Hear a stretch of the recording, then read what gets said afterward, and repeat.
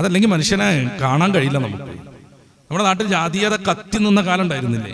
അന്ന് മനുഷ്യൻ എന്ത് വില ഉണ്ടായിരുന്നു? ശൂദ്രൻ എന്ന് പറയുന്ന സാധുക്കൾക്ക് എന്ത് വിലയായിരുന്നു ഉണ്ടായിരുന്നത്? ഈ ശൂദ്രന്മാർക്ക് ജാതി ശൃംഖലയിൽ കയറാനെങ്കിലും ഭാഗ്യം കിട്ടിയട്ടോ, അതും നമ്മൾ മനസ്സിലാക്കണം.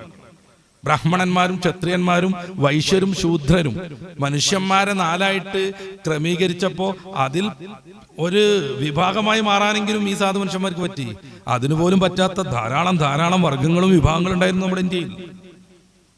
എന്നിട്ട് കഠിനമായി പീഡിപ്പിക്കപ്പെട്ടു. അവർക്ക് ഭക്ഷണം എല്ലുമുറിയെ പണിയെടുത്താലും കഞ്ഞി കൊടുക്കുന്നത് പാത്രത്തിലാവാൻ പാടില്ല.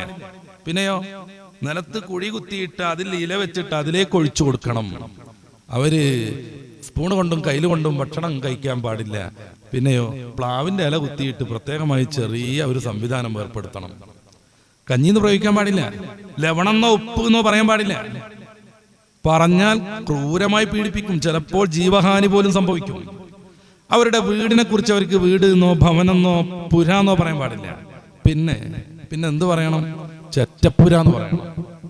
ചെറ്റപ്പുര എന്ന് പറഞ്ഞാൽ ചെറ്റയുടെ പറയണത്. അവരുടെ പേരിനെ കുറിച്ച് അവർ പറയണത് പോലും അവരെ അപമാനിച്ചിട്ടായിരുന്ന കാലം. നോക്കുങ്ങള്, ചെറ്റ എന്ന് പറഞ്ഞ നല്ല സാധനം. എടാ ചെറ്റെന്ന് വിളിച്ചാൽ മനുഷ്യന്മാർ ആരെങ്കിലും കേട്ടിക്കോ? അവരവരുടെ പേരിനെ കുറിച്ച് എന്ത് പറയണം? ചെറ്റപ്പുര എന്ന് പറയണം. ചെറ്റ എന്ന് പറഞ്ഞ സാധനം കൊണ്ട് ഉണ്ടാക്കിയ പേരല്ലത്. ഓലപ്പുര, ഓടുപുര എന്ന് പറയണ മാതിരി.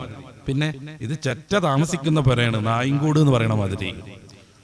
ആ പുളിക്കണത് ഇത്തിരി തരുമോ എന്ന് ഭവ്യതയോടുകൂടെ ചോദിക്കണം. ഉപ്പ് തരുമോ ലവണം തരുമോ എന്ന് ചോദിച്ചാൽ അടി കിട്ടും. വേദഗ്രന്ഥങ്ങൾ, മതഗ്രന്ഥങ്ങൾ പോലും ഈ ശ്രേണിയെ കൃത്യമായി വിശദീകരിച്ചു.